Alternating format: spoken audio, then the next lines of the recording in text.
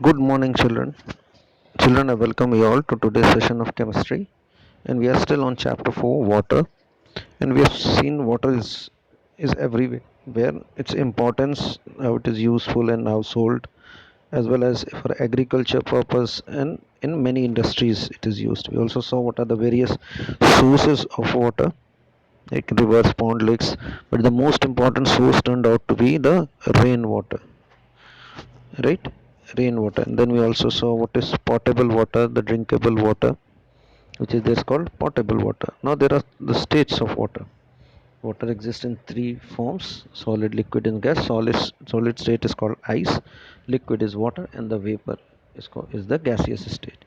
And their interconversion, and so that what is melting, freezing, evaporation, condensation, right? And we also saw that these states are interchangeable, right? And then we also went for transpiration. What is transpiration, right? And then we saw what is the water cycle, right? And its importance, that it ensures water is everywhere wherever it is needed, right?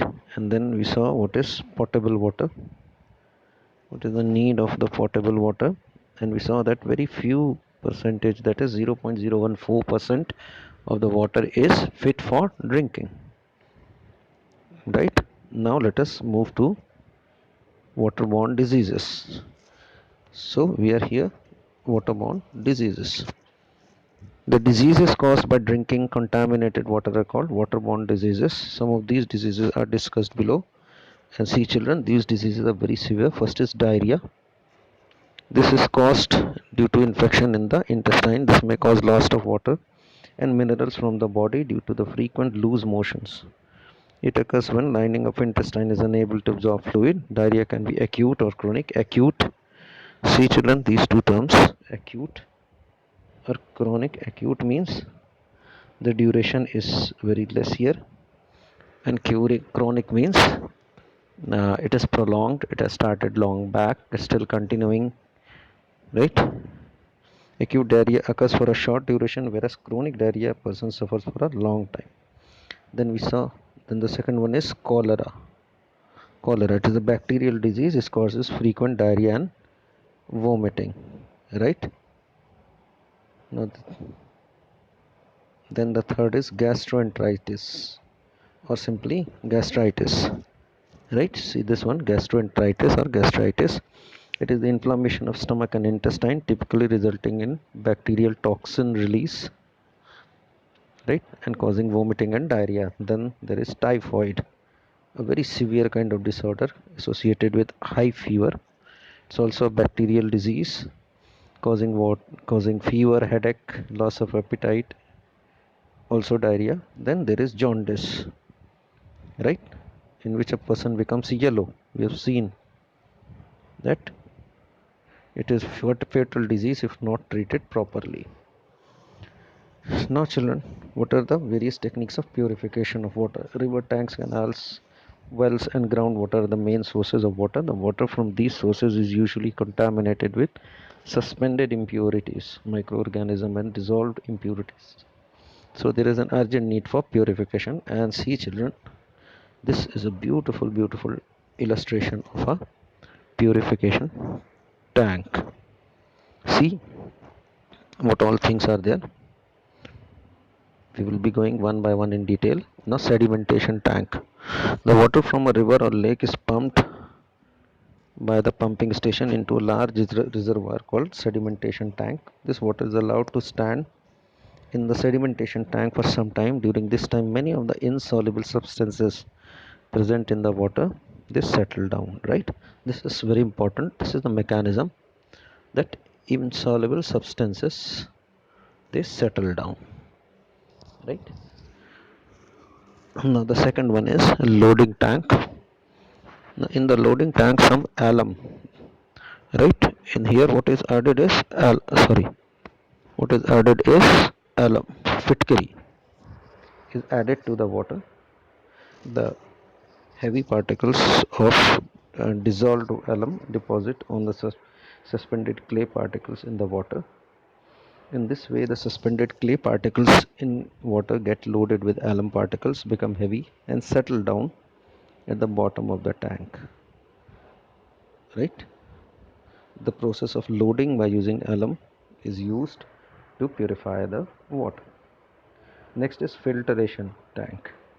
Water is then passed through a filtration tank. The filtration tank has three layers: fine sand layer at the top, coarse sand layer at the middle, and the gravel at the bottom. Right? This is what you need to learn, the three layers. Right? The first is a very fine sand layer. Right? See, you can mark it like this also. See here. Okay. What will happen when the water passes through the layers of the sand? Even the smallest suspended particles and the other materials of the water get removed. Next is chlorination tank. Here chlorine is added to kill the germs and sterilize the water. Next we come to the storage tank. Now this purified water free of all the impurities is stored in a storage tank, right? And from here it is supplied to various houses. And at the houses it can be further purified by these simple techniques, right? And we know, by filtering, by using filter, by boiling, by chlorination, right? These are the three techniques. Electric water filter like aquaguard or RO are used to remove solid particles present in tap water. Also, the water can be made absolutely safe for drinking by boiling it at 100 degree centigrade. At this temperature, most of the harmful bacteria they die. Chlorination is done by adding chlorine tablets to this water. Now see, this is a chart of purification of water, and you can see everything mentioned in this, right? This is a beautiful chart which you need to learn, right? This is a very important chart. Now, water is the universal solvent. Now, what does this means? This is a very important property of water, right? Water as the universal solvent. That means it has the property and ability to dissolve most of the substances. Water dissolves various substances in it. Due to this, it is called a universal solvent. A solvent is a substance in which another solvent is dissolved. The substance which is dissolved in the solvent is called solute. Solute on dissolving in a solvent forms a solution.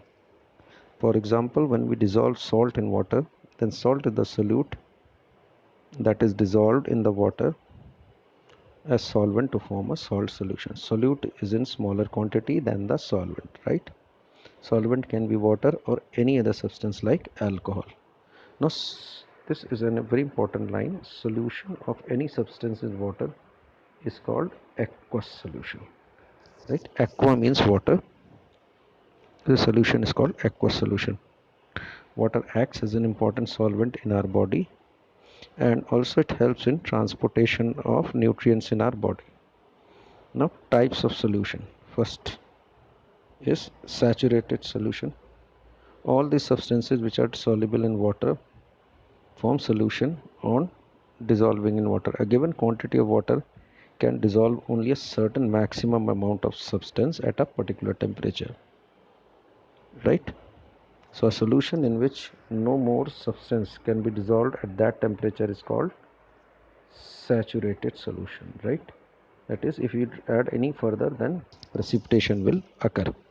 Unsaturated solution is that solution in which more substances can be added at any temperature, and supersaturated is in which a solution contain more dissolved substance than it could dissolve at a particular temperature is called supersaturated, right children? Now we come to water pollution. Most of the water which we use comes from rivers and lakes. Every day many unwanted harmful substances are thrown on it, and this makes the rivers and lakes contaminated. And this, the contamination of water of rivers, lakes and ponds is called as water pollution, and the substance which pollute it are called water pollutant. Now, sources of water pollution: there is, you all know, untreated sewage which is poured into rivers and lakes and ponds, right, causing damage, cause spoiling the water there. Then fertilizers and pesticides which used in agriculture, which are added there, they further damage everything.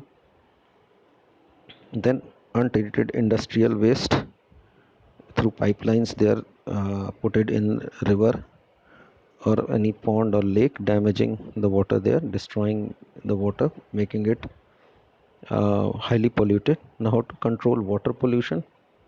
Sewage should be treated properly at a sewage treatment plant to make it harmless. Farmers should use correct amount of fertilizers. All industries should treat the toxic waste produced by them to make it suitable in the water pollution prohibition law.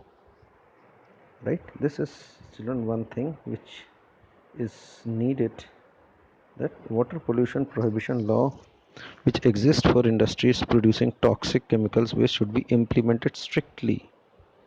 Right? Garbage should be not be thrown into open drains, and people should be made aware of the harmful effects of water pollution. Now, to conserve water, right?